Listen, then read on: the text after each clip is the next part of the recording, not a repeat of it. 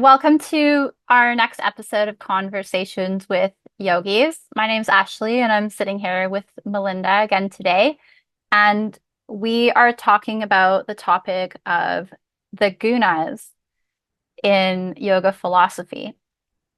Now, this is one of my favorite concepts in yoga philosophy that I reflect on and use in my practice and day-to-day life daily. And we are going to do a little deep dive into what it is, and there's connected types of yoga to the gunas, foods you eat, and ways that you think and go about the day. So that sounds kind of vague already. So I'm gonna explain what the gunas are. Now, they are described in the Bhagavad Gita, and they are the forces of nature that we're bound by, and they are always at different ratios and different interplay with each other. So there's three gunas, and the concept in yoga is that we we are our self is Purusha and nature is Prakriti. And the gunas are part of Prakriti, of nature. And they bind us to it. Now, the first, or actually, sorry, I wanted to read the verse that the gunas are mentioned at in the Bhagavad Gita. I have it here. So it's from chapter 14, verse 5.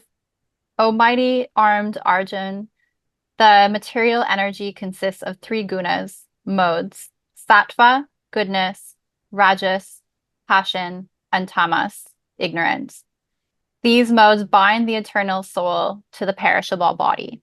So our self is the eternal soul, and our perishable body is nature, which we're bound to. Mm. And the gunas are sattva, rajas, and tamas. Yeah, I think also it's like when for me when I how I understand the gunas, because as I just said that we didn't really touch base on my teacher trainings on gunas. I just learned throughout like study and from you as well. Because I know for you it's quite a fundamental of your practice. Like Purusha, like the self can be the knower, and the Prakriti could be the known. Yeah. Is that's for me as well how it makes sense in my head, kind of. Yeah. So, But sorry, go ahead. I'll let you explain more because you are much more knowledgeable in this Okay. topic. I wrote a blog post about this a couple years ago, like during the pandemic, and it's like one of my favorite blog posts I've ever written. So if you want to head to my website and read it, you can. But to go into a bit more detail, we'll be talking about it here. So the reason why this is important to me is because I did my teacher training in a type of yoga called Sattva yoga, and Sattva is one of the three gunas, and it's the reason why my teacher named it Sattva is because we wanted to point our attention towards the nature and quality of Sattva in our practice. And I'm just Mm. going to clarify at the beginning, Sattva is not the only state that you want to be in. You have to be in all states, and they are always interplaying with each other. You just want to be aware of balance within them. So let's start with Tamas. Tamas is inertia, and it's the dark and restraining quality of nature. So you, of course, need this to feel grounded and connected with the earth and the environment. But when it is out of balance, you tend to feel more dull, like lethargic in your mind. Like I think about with sloth energy, like a couch potato, like sitting there and over consuming like potato chips. You lack motivation. You feel sluggish. You're apathetic. Ignorance is in inertia, pessimism, depression, jealousy, inadequacy, and like a lack of motivation to get out of bed in the morning. Yeah.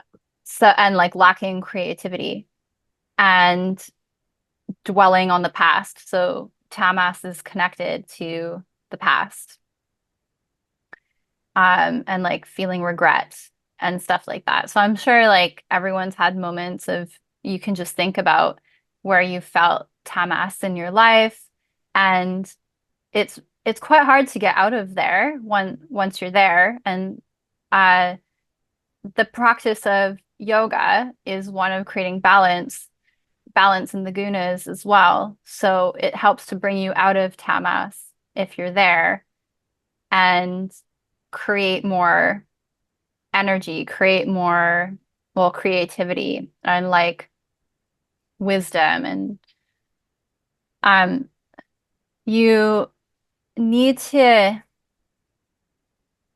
when tamas comes up in our practice, we are, standing on the mat or seated on the mat. We're feeling grounded. Maybe the eyes are closed. Your feeling of connection is important for developing stability and balance and trust.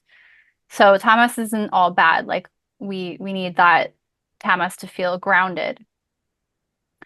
Um, I'm going to come back to foods later, but Mm. so do you have any input on tamas? I think with the whole philosophy of like all these different energies is that we don't want to eradicate or get rid of any of them. It's not about that. It's just acknowledging that we need all these kind of different energies in our life to find a kind of like comfortable balance for you. So it's not that like tamas is a bad thing. So we shouldn't like people should not think of labeling them like, oh, this sounds like all the bad things that we don't need. But you kind of need, as you said, like you need it for grounding. So I think that's why a lot of the philosophies we're going to be talking about in the podcast is they're all similar ideas, but just named differently, come from different culture, and that's why I think it's interesting that some people more connected to the gunas and looking at life that way, and some people will be more chakras or energies or elements. So I think that's why for me it's interesting to listen to that how you relate this philosophy into your life. So I'm just I always enjoyed when you talked about gunas because you're really passionate about them. Well, it just made so much sense to me. Like I'm quite a practical yogi, Mm, and I like we were talking about before in meditation, I'm not really good with the visualization meditation. Like I need a set of instructions, a clear set of instructions, and something that I can feel and observe and experience, and then it will make sense to me. Like yeah, yoga made sense to me when I started practicing because um I was really grounded in science when I came to it. And I'm like, I felt amazing after practicing yoga. And I'm like, well, I feel amazing, but I don't know why, but I feel amazing. So I know that yoga works. yeah, Now science is catching up to that, and we understand like the moving into the parasympathetic nervous system and the importance of breath, et cetera, et cetera. But um, yeah, these just made sense to me, the yeah, gunas. So I'm going to move on to Rajas just so we'll yeah. go over all of them and have an understanding. Rajas is activity, the quality of mobility. So you need Rajas to feel motivated, to wake up in the morning full of energy, to be passionate, enthusiastic. And when it's out of balance, you can feel really anxious. You can worry about the future. It's more connected to the future. Tamas is more connected to the past. Rajas is more connected to the future. You can feel a sense of longing. It can manifest as aggression, competitiveness, anger, conflict with people and yourself, Mm, and rage. So you can kind of see why it's important, and like when it gets out of balance, why it can be a negative too. So it's all about like bringing these qualities into balance. Yeah. So um the the way that you use rajas in your yoga practice is through the inhalation. I didn't say this with tamas, but tamas is through the exhalation and connected to the past and grounding. So when you exhale, it's like um, connected to what's called, this is another philosophical thing, apana, so grounded energy. And the inhalation is connected to prana, which is expanding energy away from the floor, so moving up. And you can visualize this in your practice where your inhales are expanding and opening and moving up and away, and your exhales are moving in and grounded and feeling a connection to your center. So you need both. Yeah. Um, your bandhas have a lot to do with rajas, moving energy up to I think Mula Bandha and Uddiyana Bandha. So those the pelvic floor and the kind of lower abdominal inside area that help to move energy up. So when you have a weak pelvic floor, it can be related to tamas energy too. mm, it's like the upward lifting sensation. And I think that's why at first time I heard about the gunas or rajasic is because of rocket, and because we Yeah, have back up, and rocket is quite a rajasic practice of like very going and getting, and then it can really bring out the energy of competitiveness in you. So I think that's why we talked about rajasic energy mainly, because that can happen when you're really pushing and pushing towards the physical and just keep going. But then rocket is not a bad thing. It's just like acknowledging where you direct your energy within the practice, or that's why you need the grounding points within the practice to bring it yeah, back. absolutely. Mm. Rocket is absolutely like such a rajasic practice, and I do see it in people who practice rocket almost exclusively that they can be a bit more on the competitive side. And I think, like personally, I don't think you should practice just rocket because it can promote too much rajas, Mm. and that can really tap into like creating a big ego Mm. and those Which is qualities that I discussed earlier. Whereas like we are pointing our direction towards creating balance in yoga. And I think like why Rocket can be so addictive is because it creates that rajasic energy, which can feel amazing and it gives you so much energy to move through the day.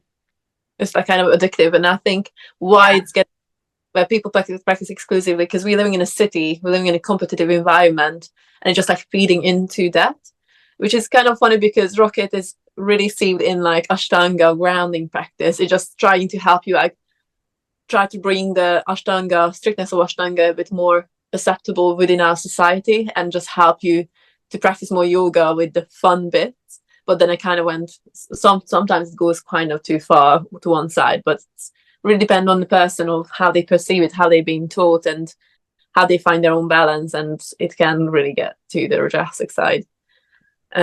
Yeah. And yeah, it's definitely put me off because I love rocket. I'm training rocket. That was my main thing. But there are some classes I find in London where there's just like such a clicky, competitive energy within the rocket class when you go in and you're like, whoa, this is not what I came here for.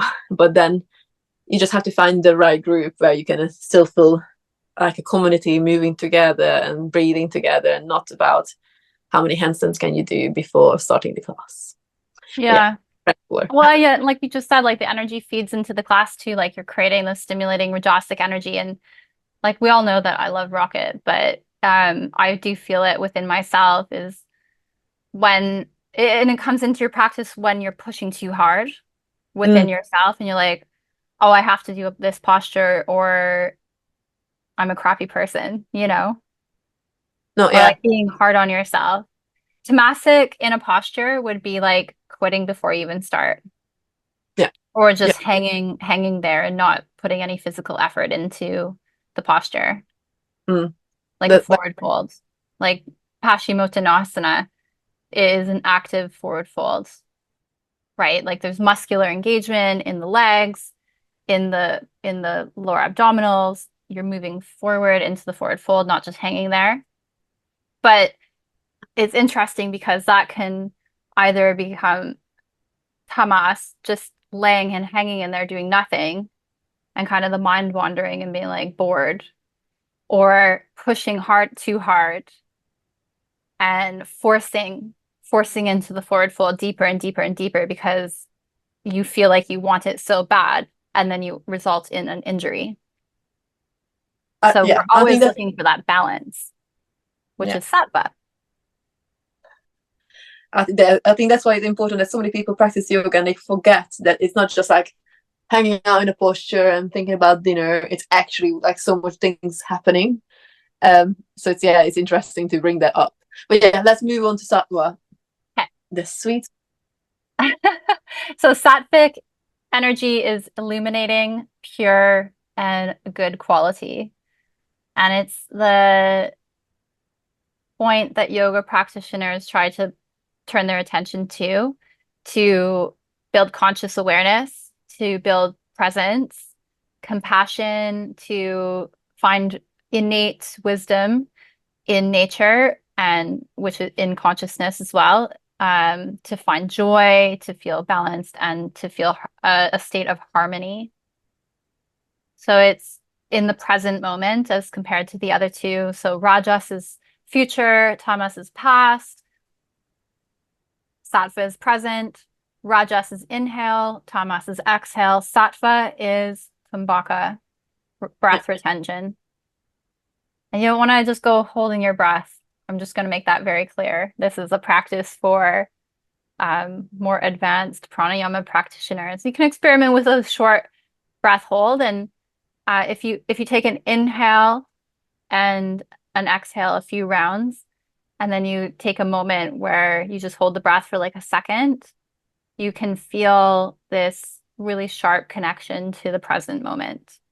That is where um, sattva lies. Mm, But the goal is not to be holding your breath. Let's just make that very clear. yeah. But also that spot can be like very exhilarating. It's like very good. It's like it's nice and sweet, but also can be very anxiety, like pushes you to anxiety and freak out, like, oh my God, I'm not breathing. So it's interesting that little sweet spot can be so different for everyone. And that's why we should not be holding breath too long if you're not prepared, or Yeah. it's a build up to it. But your body needs to be trained, and it Yeah. takes years. And so sattva, again, is the quality that we want to point our attention to in practicing yoga.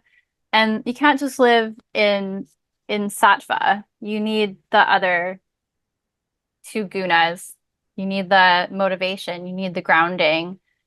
And once you know about these, it's interesting to watch them play with each other throughout your day and throughout your weeks.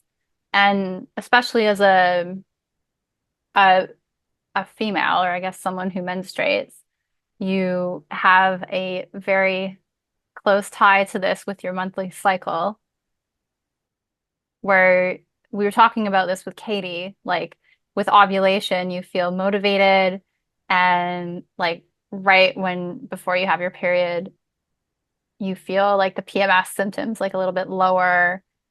So it has to do with your hormones as well, which is quite interesting. Mm. It's that's the thing, yeah, and like the philosophy actually like coming into our like factual life, like the cycles, and then maybe it's connected to another philosophy. So that's why I think is everything is so interconnected, but just named differently in different cultures and different viewpoints. I think that's Yeah. why it's interesting. Yeah, I love the kind of like science connections behind it too. Um, Mm, the and then just coming back to like why you don't want to just be sattvic. I thought when you practice yoga that the goal was to always be present and to like not let your mind wander ever, but you need to, think about the future and let yourself fondly look on the past and have memories and think of them and again plan. So you need those other moments in your life as well. It's like I, again canceling them out. It's not just like there's. It's important to be present, but it's not canceling out all the other parts of our lives. yeah, I wanted to go over the like foods that went with them too. Mm, So yogis have figured out, I don't know who actually figured this out, but yogis figured out, when they ate a food, the type of guna quality that it had on their body. And so they would try to eat sattvic foods. Sattvic foods are good tasting, but not addictive or mm, pleasant tasting. And they're satiating without making you feel tired. mm. Like oats. What are they? They are, let me see, I have my list here. So I was like So thinking. plant-based, fresh, organic, local foods, Mm, easily digestible, mm, fair not enough. too stimulating through taste. And they include whole grains. So yeah, oats, Okay. quinoa. I love quinoa. Yeah. Sprouted grains, fresh fruits, vegetables, but not root vegetables. Okay. Oh, and I think the Jains, in India, they have the Jain religion. Yeah. I don't think they eat root vegetables for this reason, because they're tamasic. Mm. Isn't there something in Ayurveda as well where they avoid something? Probably not. I Maybe. forgot, but they use like spices and certain foods as Mm. medicines for their energetic qualities. Yeah. So the Yeah. rest of the list is nuts and seed milk, but freshly prepared. Oh yeah, sattvic food cannot be anything processed or bought in a store that's already processed, like oat milk. So if you I buy my oat milk, I don't make my own, so Yeah. maybe that's something if I wanted to be more sattvic to look to do in the future. Yeah. And Nuts, legumes, sprouted seeds, soaked nuts are good for digestion. Oils like olive oil, coconut, and nut oil, nothing burned, no barbecues. Water and herbal tea. They should not, sattvic foods should not make you feel tired or lethargic. They should not make you feel full and uncomfortable. They should promote digestion and healthy elimination. They mm, should be nutritious, health promoting, and non-addictive. I can guess what's rajasic. Spicy or Exactly. Yeah. Rajasic food is spicy mm, and heat promoting, yeah. and it can create heartburn. It can is sour, pungent, and bitter, Yeah. and salted as well. So examples are fish, chicken, eggs, chili, pepper, salt, coffee, caffeinated drinks, carbonated drinks, and chocolate. Oh, sounds like I have There's lots of food. Yeah, and you can look up Ayurvedic food if you want the exhaustive list. Like, Yeah. I think the important thing to note here is just you don't have to ban these foods from your life, but just be aware of the effect that they have on you, like coffee. Like, don't have 5 cups of coffee because it's going to make you like super anxious and jittery. Yeah. Exactly. Again, like it's the same as like it's not elimination of one food type. It's just more balance. Yeah. And domestic food are that one I can't. Bread, like something heavy. Yeah. So Pasta. it's anything that like makes us sluggish, digestion, constipation, Mm, makes you feel tired. So yeah. frozen foods are considered tamasic. So Okay. like going back to Sattvic, it's all fresh food. Yeah. So frozen and canned foods, processed food, leftovers, microwaved foods, heavy white carbs, red and processed meats, most animal products, stale food, fast food, fried food, alcohol, drugs, mushrooms, garlic, onions, and ginger. Oh, And I thought like, yeah, fair enough. yeah, well, so in Ayurveda and yoga, they don't really eat garlic and onions as food. Yeah, I remember that. And it also, so let me just finish that list. So they tend to be addictive and immediately satisfying, but feeling left heavy and tired after a few minutes. So we can all think about like, I haven't told you this before, but when I was younger, my family used to eat like Kentucky Fried Chicken every Sunday. Sunday roast, what Kentucky Fried Chicken? The Canadian version. Like we'll go to Kentucky Fried Chicken, KFC. And KFC, I remember it being delicious and you'd eat so much because it's addictive, especially the way that they put the flavoring on the chicken and the chicken popcorn bites. Oh my gosh, those were really, really good too. But like I just think about eating those or like fast food like McDonald's and just feeling like blah, like I was gonna almost spew afterwards. Like I haven't eaten these foods for almost like 15 years, but I acutely remember the feeling and those are tamasic foods. And once I learned about this in my yoga teacher training, like we did do a strict diet where we had to or we no, we didn't have to, but like we were it was Advice. advised to like try a sattvic diet and just see how it affected your practice. And it is undeniable that it like creates this place where your yoga practice is just amplified. Like your body feels um, free and open, and postures are more accessible and easy, and your mind is alert and present. Like, but it is a hard diet to follow all the time. Like if you have to make your own oat milk and stuff, like I was saying, everything has to be fresh.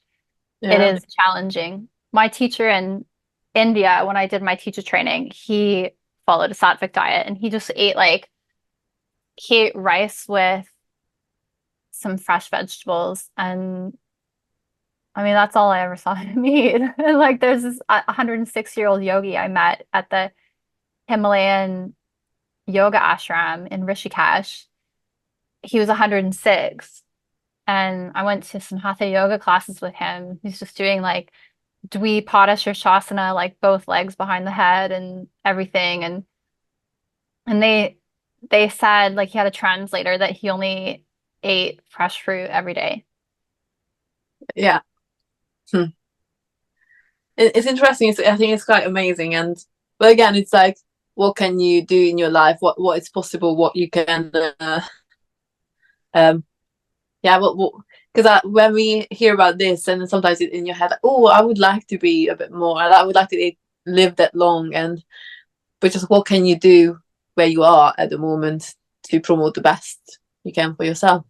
Yeah, exactly. Being realistic about it. Like I'm not neither of us is just going to eat fresh fruit because we have like a lot to do every day and that's a ridiculous thing to say. Like now that I've studied nutrition, I can tell you, please don't just eat fresh fruit. It's not good for you. Like he did supposedly, but he just like meditated and did yoga at an ashram all day and didn't have anywhere else to go, right? It's Like so maybe that's possible. We don't know everything about the human body and about nutrition.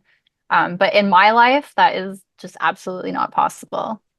that also the thing is like it suited him and his lifestyle and his body. Because also I think like everyone's digestion, I guess, is different. It's depending on where you came from, how you live, and I mean I'm not a nutritionist, but that's how I would think about it. That everyone has such a different body. That's why you have to work on nutrition one on one with someone who actually understands it because we are all so different. So you can't what works for Ashley won't work for me. What works Yeah. for that won't work for you. And I think it's so important. And for me, these kind of things as well I always have to be really conscious of big because of eating disorders.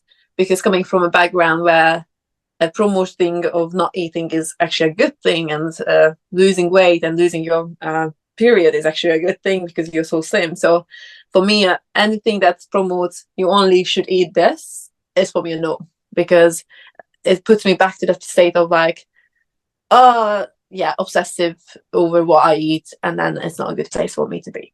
But yeah, so it's everything with caution and with knowledge of yourself, of how you should approach them. Yeah, exactly. I mean, when I tried I've tried to eat sattvic, not strictly, but there was a long period of time where I didn't eat garlic or mushrooms. Sorry, not mushrooms, onions. And I started eating them again because everybody smelled bad. Yeah, you're more sensitive to it. It's Or like it was like meant to dull your senses, right? And yoga is a practice of enhancing your awareness. yeah. And when you eat pungent foods, like you are oblivious to how you smell because they're taking over your senses and your taste buds and your nose like smell senses, they can only take so much before they kind of switch off the signals to your brain. And when you don't, when I was living in London and not eating garlic and onions, like I'd go on the tube and I struggled to take the tube after lunch or after dinner because you would go there and everybody just had like the worst garlic and onion smell and like bad breath or like bad coffee breath in the morning. I was very, very hypersensitive to it. Mm. And uh it became it became really irritating. So I started eating hummus again because it had garlic in it. I'm like, okay, I'm just gonna eat a little bit of garlic. But now from studying nutrition, I've like totally invited garlic and onions back into my life because they're very, very good prebiotics. They feed your beneficial gut bacteria. So I'm no longer on board with the no garlic and onions thing And now that I understand the effects that has on your body. I think that's why I think it's important to know that just with throughout your life, you're going to change your perception of what's important, or what you how you look at things going to change. Like you say, like now you eat garlic, and that's what we were talking about meditation. That things can change throughout your life, and then just go with it, and then just educate yourself. And if something needs to change, just change. It's just being kind of like easygoing and flowing with life. Yeah.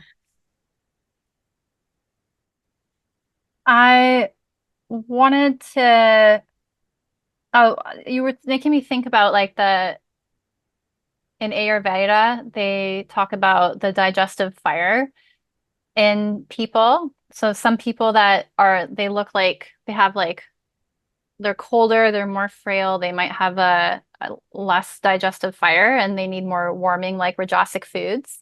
Yeah. And someone who has a lot of heat, like their skin is red and they're quite easily angered, they would benefit from having like more cooling sattvic foods just to like kind of cool that excess heat in the body, excess fire. It's interesting how it also like translates into your physical body. Or like, you can sometimes see these kind of things without actually knowing much about their diet. But I think Yeah. that's why. Yeah, you're trying to, well, when I studied holistic nutrition and we were taught about these principles in Ayurveda and traditional Chinese medicine. So you look at the person's, skin and hair and nails and tongue and get a more holistic understanding of their health. Yeah, no, it makes sense. And then foods that would either suit them or not suit them. Yeah, makes sense. And then there's like the gut brain access to the um that's why I think they're so connected. The enteric nervous system. Have you heard of that? No, So the enteric nervous system is the nervous system of your gut, okay. and it's connected to the vagus nerve and your parasympathetic nervous system activity. Yeah. So you've heard of like rest and digest and fight or Yes, flight. yes. So parasympathetic nervous system is rest and digest mode, Yeah. And the vagus nerve is one of your cranial nerves, so it comes from your brain. Mm. And it's called vagus because it's wandering. Vago means wandering, and it wanders down through to your gut and has a direct connection through your diaphragm to your gut nervous system, the enteric nervous system. So that's like the main gut brain axis that we talk about in yoga. It's through the vagus nerve and the enteric nervous system directly being connected to your brain, and it runs through the diaphragm, which is one of the ways that you can promote vagus nerve activity and parasympathetic nervous activity. And Yeah. how you feel in your gut is directly to how you feel mentally and physically too. Yeah, so it all makes sense. And it's good that there's more and more research now about these, and we have more knowledge and understanding of it. Yeah. Um, but how can, what do you think we is a sattvic practice for you? Like, what do you practice to find balance? So we are talking about like rocket being more rajasic. Yeah. What do you do to find more like sattvic qualities in your practice? No, I never looked at it this way, so it's you Uh, make me think yeah, because I'm putting you on the spot. yeah, I'm putting on a spot because I was like, as I said, because we never really I never really studied it. It's just think about it because I can be really easily rajasic because I'm just like to rush and go get it. And for me, is yin yoga is something definitely that brings a little bit more balance. But would you call that yin yoga is more tamasic or sattvic? Because for me, it would bring my sattvic, but I might be wrong. I mean, it's not just one or the other. I think it's more tamasic, but it's not going to promote like lethargy. It's just more tamasic in the way that it's grounding Grounding, yeah, because and that's why I'm like still. confused in a way of like because for me, yin yoga is something that grounds me, which is the Tamastic energy, but also the one thing that brings that bliss that kind of need, the slowness and the presence, and just finding that quiet, blissful moment in my practice. I find it in yin. So for me, that's kind of like what I would practice more to bring more sattvic energy in the end. That because for me, that's what brings that quiet bliss that I would like think Sattvic. Yeah. Yeah, and That's and my like we were understanding. talking about before, like tamasic energy isn't bad. It's just Yeah, like I think it's grounding, and especially if you're practicing lots of vinyasa, like intense vinyasa and rocket, adding something like yin would be really beneficial just to balance out the type of energy that you're creating in your yeah, practice. Like and it's definitely I the energy. personally, sorry, go ahead. That's definitely the energy I would need more of. It's not the rajasic strengths. It's more like grounding and also like being more present. Yeah,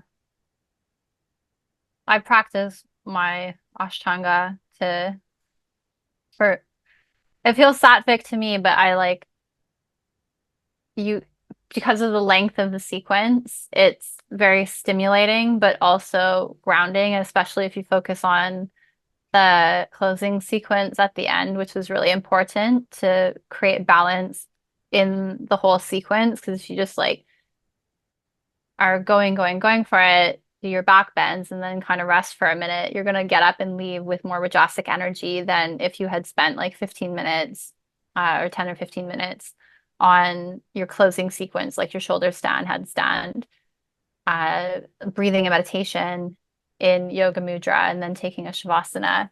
It will start to ground that energy so it feels more sattvic and balanced. Yeah, and again, like in one practice, there's so many different energies. Like you have the one part, like the rajasic part, when you like warming up and building the heat, and then you go ground down, slow down by the end of it, and then you find the blissful shavasana. So in in my head now, my understanding is your practice is just the energy is flowing through. In practice, you have all the three energies, but just like at different stages in your Yeah. practice. Yeah, like Yeah. you can get really heat building and then a moment of calm. It's Mm. almost like a wave. Yeah. You get to like even in Ashtanga, you get through, your standing sequence, you're going through some seated, and then you get to the harder seated, like Navasana and Karmasana, and then it's like a little bit more grounding, and then you get to the back bends, and then so on Yeah. Which is, and so forth. yeah, it's true. That's again like your practice in your life is ever changing and it's interesting. But before you go on, is there anything else before we go very far away from the gunas? Is there anything else you wanted to add to the gunas? Um, I was just thinking like I forgot to say like Rajasic energy can be connected to your cortisol, so your Okay. stress hormone. And and the reason and that comes from your adrenal glands that sit above your kidneys and your cortisol's high in the morning. So that's that feeling of like waking up in the morning ready to go. That's your cortisol. But you can't live off of that because you can go into adrenal exhaustion. And so that again just kind of highlights adrenal exhaustion and burnout. So it highlights like why Rajasic needs to be kind of tamed at the upper limit. So you're not just like living on this like cortisol, like go, go, go, caffeinated energy. There needs to be balance. Otherwise, it just leads to burnout, That which results in like extreme tamas at the other end. I think that too excess of one thing can really turn out to be like a drop, and then you hit rock bottom, and then you get to the really bottom of one other thing, one other. That's why the energies have to be balanced out constantly, because otherwise you just jump from the highest point to the lowest point back to somewhere. Yeah.